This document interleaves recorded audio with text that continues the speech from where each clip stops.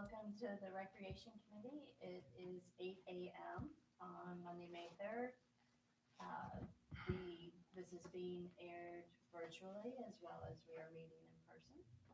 Um, and everybody is present. Uh, I'll start with the call to order and acknowledgement that the press and public have been duly notified of the meeting in accordance with Freedom of Information Act. We'll move on to approval of previous meetings minutes. Do I hear a motion? With motion to approve. Second. Any discussion or changes? All right, all in favor, say aye. Aye. Aye. Moving on to citizens' comments. Do we have any? We do not have anybody sign up to speak. All right, and we'll move on to our departmental report with Director Page. Good morning. Good morning. You should all have a report in front of you. I'll hit some of the highlights. First, on the report, we were talking about teenagers. They're coming back. They're enjoying and so appreciating being able to be back at the rec center and socializing. And our next meeting is this coming Wednesday, and we have 45 that have signed up. So once again, we'll put them in the gymnasium again. Our yard sale, we talked about the Easter drop last time. Our yard sale went well. It was well attended. Once again, we didn't have all the vendors that we usually have, but we reduced it to make sure that we could social distance. Our summer camps were on go. We're going to begin those June the 21st, and they'll run through August the 6th. Our upcoming events, Day in the Park, which is not upcoming. We had it Saturday, but it went very well. It was the attendance for the music was about the usual crowd. The movie, we had over 100, so I felt real good about that. I didn't know how many would attend that. The sound and the screen was sharp. I mean, they did an awesome job. But we spent Thursday and Friday drawing circles in the ground in the yard so that people would social distance, and everybody cooperated. Those folks that typically hang out with each other, hung out with each other, and then families pretty much stayed to themselves. So I thought it went very well. The food trucks were well received. It was just a good day, I thought, and the weather was perfect for that event. I mean, I was there and came back around for a second time. It was, I thought, lovely. And Good. Just, there was a lovely spirit there with all the ages there, and I think a sense of relief and happiness to be together Right. in that kind of event. So, yeah, I thought it turned out wonderfully. And also, I was curious, so is that the first time you've used an inflatable screen like that? It is not. We did that 10 years ago or so. We had 2 or 3 on the grounds. The first one went great. The second one was okay. The third one, hardly anybody showed up. Oh, okay. And then, of course, March, we did it in the municipal parking lot. So it was the same setup and, Actually, it was a different company, but okay. both were well received. Yeah, there's evidence that you were there. I posted pictures on Facebook. Yeah, After we took the pictures, Mick even helped us take some of our pictures. So I posted those on Facebook during the day so people could see what was going on. So And did you get good feedback from people who were there, I'm guessing? we did, yes. Yeah. Even the vendors were well pleased. And they had good They did. involvement, and people were eating food, I guess. Yes, yes. Okay. One of the vendors said some people came back 3 times. I'm like, they're either really hungry or food's really good. Yeah, that might have been my son. Yeah, but that's okay. I bought some so I'd have lunch for Sunday. So leftovers. So anyway, it was a really good event. I was real happy with that. Janae Taylor, who is our new special events coordinator or recreation supervisor, did a great job. You know, she's new on board, but she's doing well, and she's well organized, and it showed Saturday. I don't think we had any hiccups, and it was a long day for us. She and I ran that event, but I did wonder about that, because your events usually don't last quite that long. right. It's like, We had hours. booked, we had booked the movie guy during the COVID era, so we had to postpone them. okay. So we set an alternate date, and we thought instead of having 2 different weekends events, that we would just do it all in one. It was easier. Mhm. And we thought the attendance would be better than it was. Some folks went to the music event and then went across the street. Mhm. So some of them had a long day right along with us. So, but it went well, and we did have a police officer there most of the day, and it was just nice to see him. We didn't have any incidences or which I didn't anticipate. Mhm. It's a small gathering compared to some of our Mhm. events. Coming up is our Piccolo Spillator sand sculpting, which is June the 5th, and that will be on the beach. Um, so the registration forms are out now.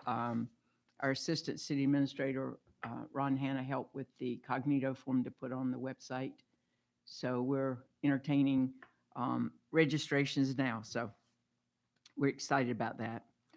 On our programs and classes, a lot of our classes, as most of you know, will not operate during the summer. And it's mostly the children's classes, like the gymnastics and the cheernastics and those programs. But most of our fitness classes will continue during the summer. Our dog obedience will not go through the summer. But like I said, most of our fitness classes will. We do have a new class. We have a meditation group that are going to start Thursday, beginning May the 13th. They want to be under the trees on the multi-purpose field. They talked about the beach. They may do that. Our struggles are the tides. Those folks that might be handicapped um, um, may have handicap issues that they can't go across any beach access except for a handicap accessible one. And then of course the weather. But so we had to make sure that we had a place for them to come inside if in fact the weather was inclement. And this is a free class. So they just want to meditate. I don't know that I know to go. I talked about pickleball league a little bit. Our youth baseball program continues. Our spring break soccer shots camp went awesome, and we were real pleased with that. And then our summer athletic camps, Rising Stars basketball will be June the 28th through July the 2nd. We have two girls volleyball camps. The Tagamis conduct both of those.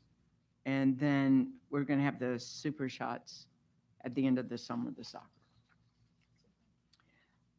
Athletics, Isle Palms Beach Run will be Saturday, July 31st. The police and fire department will work with us to pull this event off, which they do every year, and they do an awesome job. We appreciate their help. And then August, we'll have the half rubber tournament. And then I was notified the Isle Palms Exchange Club is going to do the connector run. So we're a little bit behind, but we'll get working on that real quickly. And that will be on October the 2nd. And once again, we'll get the police and fire involved in that, which once again, they always are. Housekeeping, we haven't changed any of our COVID guidelines, how we're doing things. We're still disinfected regularly. And in fact, that's what I was doing before I came here. Josh was not feeling well this morning, so I was spraying. I was like the Ghostbuster lady this morning, spraying everything before the classes came in this morning. Of course, the parks and grounds, they're busy, as you can tell with the grounds. They're looking good. The ball fields, we're having games. So they're staying very, very busy. Our summer camp, as I announced earlier, will be starting. We're going to start this camp like we did last year, implementing the same COVID-19 guidelines. We just want to be safe. And the cardio room, we're still going by the COVID guidelines with that as far as numbers and disinfectant, et cetera. But it is worth noting that you're working with an age group that has not yet had the opportunity to get vaccinated. Right. So. Right. So I just added some of the stuff we hadn't talked about in a while. The playground and picnic shelter outside basketball courts. We continue to use the shelter for some of our classes. Some of those individuals are not comfortable going inside to do classes yet. The instructor as well as some of the participants. So we're using the shelter for a lot of those classes, but we did remove the picnic tables from under the shelter. Not well for the classes, but yet so that people wouldn't congregate under there when they had picnics and wouldn't have to mingle with other families. So that brings us to a question that Councilwoman Smith has asked me numerous times. And we've been working on how and what to do with open gym basketball. And I contacted the other agencies. In fact, I had a meeting on a Wednesday and asked them all what protocol they were using for open gym. So staff and I put together what we think's a feasible um, schedule to reopen for open gym. And we thought hopefully the emergency ordinance with the city requiring mask will die on the 12th. And the 13th, we have volleyball in the gym. So we thought we would start on Friday, the 14th, opening the gym for the following hours for open gym basketball. And then we know we have those that want to have adult play only. So we thought we would offer that on Saturday mornings from 7 to 8:30. And then they'll leave out the side door. We'll spray down, do the cleaning that we have to do, and allow our Taekwondo class in at 9. And then, of course, we're still, if you're home, if you don't feel good, stay home. We're still doing all that. And then attached, you have your May calendar, the front and back. And if you have any questions, I'll try to answer them. So the Saturday is a little earlier than it has been for the adult play. Right. Is Taekwondo? Starts at 9. Okay, so that's a shift from where they were before, I think, isn't it? I think the class started at 9:30. Well, no, I think what we did is we moved them out of the gym into another classroom. But they have more in that class now than they did before. Okay, So they need the use of the gymnasium. okay. Any questions? Good report. Thank you. Sure. And with summer camp, you've obviously adjusted the schedule to fit with the extended school year, correct? Like the school year is Yes, extended yes. by 2 weeks, so you're starting in accordance and going maybe a week later than you usually do. The beginning of a camp. Thank you. Sure. And with summer camp, you've obviously Second week in June, and this year we start the 21st. Like you say, following the school calendar. But we still have 7 weeks of camp. okay. Lost my agenda. All right, so we covered, I think as usual, we kind of covered impacts of COVID, adjustments and that sort of thing. Is there anything else that we haven't touched on in your report related to COVID adjustments? Not that I'm aware of. When you do the run at the end of July, anything, will we be at a stage, and since it's outdoors, will special